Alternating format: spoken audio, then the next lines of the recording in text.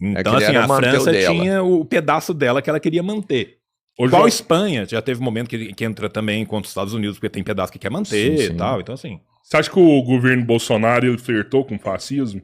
Ah, muito, mas não é flertou, não, gente. Ele era um governo fascista. Mas como assim? Não...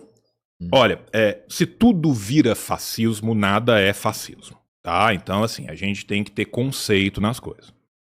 O governo do Bolsonaro, assim como o governo do Duterte, assim como o governo do Orbán, assim como vários outros governos pelo mundo inteiro, tá? Filipinas, Hungria, Polônia, aqui, em alguns momentos do Peru também, Fujimori no Peru, são governos que têm várias das características do fascismo clássico, como ele vai surgir na Europa no começo do século XX, mas que não necessariamente têm absolutamente todas as características do fascismo clássico.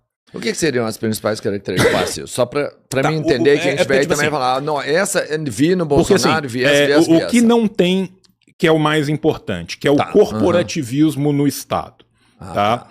Então, assim, o Estado ser dividido em grandes corporações com os seus sindicatos, principalmente aliação dos sindicatos patronais aos sindicatos não patronais, aos sindicatos dos trabalhadores controlados pelo governo, criando esses mega blocos dentro do Estado, que vão ser controlados pelo Estado. Isso a gente não vê atualmente como a gente viu isso acontecer na Alemanha, como a gente viu isso acontecer na Romênia, como a gente viu isso acontecer na Itália, como a gente viu isso acontecer em Portugal, como a gente viu acontecer na Espanha. Tá? Vamos entender, então, assim, uma das características próprias é o engrandecimento e, vamos falar, a junção dos sindicatos com o Estado. O corporativismo fascista, a gente não tem a tendência de ver ele, tá, nesses fenômenos que a gente chama de neofascistas. Tá? Então, para mim, a melhor definição do governo Bolsonaro é um governo neofascista. Porque o neofascismo é a adaptação do fascismo aos novos tempos. Por quê? Porque o fascismo ele não é uma excrescência do capitalismo. O fascismo ele não é uma exceção do capitalismo. O fascismo é o botão de emergência do capitalismo que vai ser apertado toda vez que for necessário ou mais lucrativo. Ele faz parte. Tá? Por que eu tô te falando isso? Onde ele existiu no capitalismo? Um exemplo assim para mim enxergar. Primeiro estado que a gente pode falar que foi um estado fascistizado antes da Itália e antes da Alemanha foi a Polônia do Piłsudski, tá? Ninguém estuda história polonesa, então não ajuda em nada. Porque eu realmente não... Mas por isso que é bom estar falando estuda a história polonesa, que não ajuda em nada, mas a Polônia do Piłsudski é o primeiro estado onde um grupo que era adepto dessas ideias do fascismo chega ao poder. Só que essas ideias... O capitalismo lá estava em colapso. Não é que o capitalismo lá estava em colapso, mas é que lá, primeiro, né, a Polônia ela tá localizada entre a Rússia e a Europa Ocidental, tá? Então, a Polônia sempre ficou nessa balança do poder, ora mais próxima do Império Russo, e por próximo eu digo subjugada ao Império Russo, ao Império Czarista, e ora mais próxima do Ocidente. O fenômeno fascista, tá, ele vai surgindo desde o final ali do século XIX, as ideias que vão gerar o fenômeno fascista, tá? Elas vão acontecer num processo que é gestado em longa duração. Deixa eu te dar vários exemplos aqui para isso ficar mais claro. Campos de concentração começam com o fascismo? Não. Se você for pensar as guerras que os Estados Unidos fez contra a Espanha no final do século XIX, você já tinha campo de concentração ali. Então a gente já tem uma coisa que é anterior. O racismo, a ideia da inferioridade de certas populações, vai começar com o fascismo? Muito menos. Você pega a ciência europeia do século XVIII, um filósofo como Buffon já era brutalmente racista. Você pega o século XIX inteiro, você acha vários exemplos. Você pega a Ku Klux Klan nos Estados Unidos, ela é do século XIX, abertamente racista. Inclusive, o termo homem inferior, underman, nasce antes do termo Untermensch em alemão. Quem cunha o termo Underman é Lothrop Stoddard, que era um grande dragão da Ku Klux Klan, que foi conselheiro presidencial de 3 presidentes diferentes dos Estados Unidos, tanto democrata quanto republicano. Ele organizou a estreia do filme da Ku Klux Klan em 1919, 1920, que é o Birth of a Nation, dentro da Casa Branca. O filme foi mostrado em gala dentro da Casa Branca. Esse homem era conselheiro estatal. O termo solução final não surge em alemão. O termo solução final é canadense. Duncan Campbell Scott, que era o chefe daquilo que pode ser colocado como a FUNAI canadense, ele era o responsável pelos povos originários do Canadá, pelos indígenas, no termo da época do Canadá. Ele vira e fala: "If we kill them all, then we got a final solution." Se a gente matar todo mundo, a gente tem uma solução final. Resolve, não tem mais problema. O termo solução final é canadense.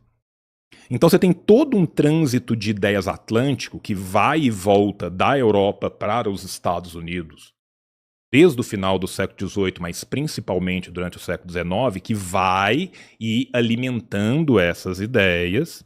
E aí você está num período em que você está tendo o imperialismo crescendo, os oligopólios e os monopólios aumentando, e uma tendência de uma crise chegando.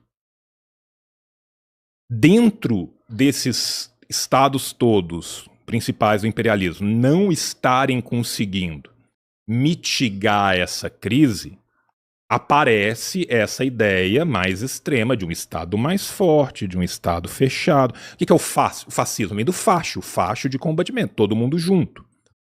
Né? Desse Estado corporativista que vende principalmente na Europa, para aqueles que voltam da Primeira Guerra muito pauperizados, uma solução contra essa pauperidade, contra essa pobreza, que é diametralmente oposta à solução que foi adotada na Rússia, que os trabalhadores da Rússia tomaram a porra toda.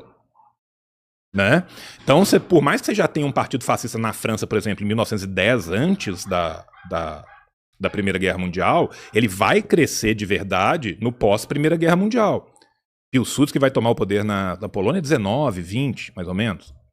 Décadas de 20 e 30 que vão ter esse grande momento que vai surgir. Aí você vai ter a Itália, aí você vai ter a Alemanha, depois você vai ter a Romênia, né? Depois você vai ter fenômenos fascistas que são mais tardios, né? Que vão começar ali na década de 30, que vão continuar depois, né? Pensando na Espanha, pensando em Portugal, né? Então, assim, você tem todo esse trânsito histórico para criar essas ideias. Agora, tem algumas coisas que são muito incomuns. Então, por exemplo, um inimigo comum, que normalmente é um inimigo quase que imaginário, que tem que ser combatido o tempo inteiro e que você não consegue precisar exatamente o que ele é. O judeu, o cigano, o comunista, a Rede Globo. O comunismo no Brasil. Qual o comunismo no Brasil? O esquerdista. O esquerdista, o lulista, o Petralha. O Petralha é maravilhoso. O Petralha é um arquétipo perfeito. O Petralha é tudo de ruim. O Petralha fez isso, o Petralha faz aquilo, o Petralha rouba, tal, não sei o quê.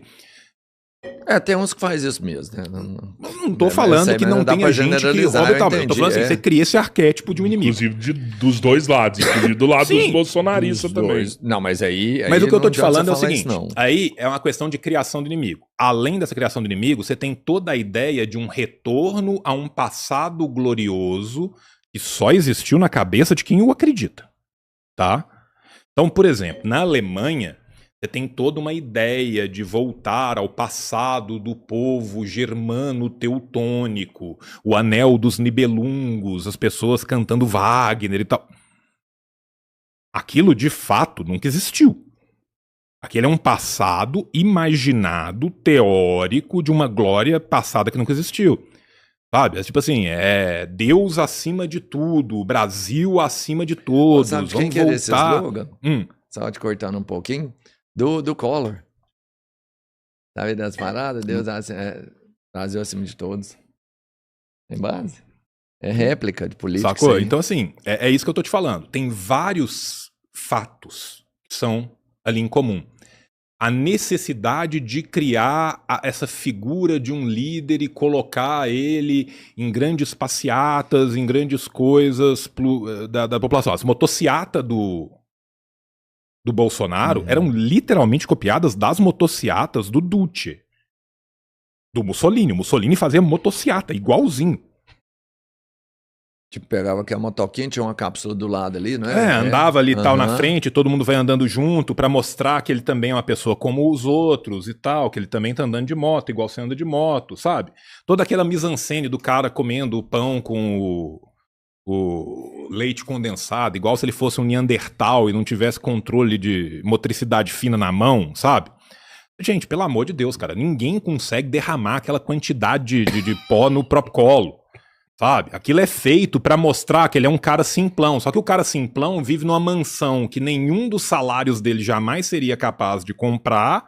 E a família dele tem mais 100 imóveis que nenhum desses salários seriam capazes de comprar. É a melhor venda da Copenhague de todos os tempos.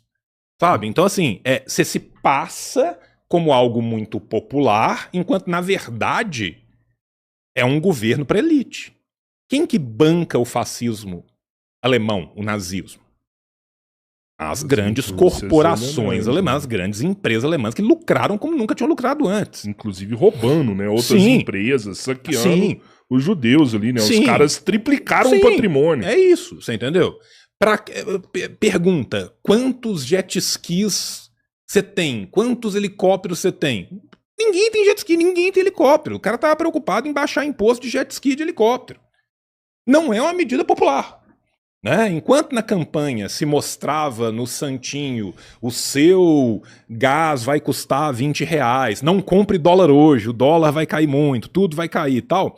Na prática, você tem um governo que não é voltado para o povo, que é voltado para as elites, né? Mas que se vende nessas questões populares. Então é por isso que eu acho que a melhor forma de trabalhar é trabalhar com o conceito de neofascismo. Você já viu algum governo diferente desse? Você acabou de relatar aqui com a gente? Infelizmente,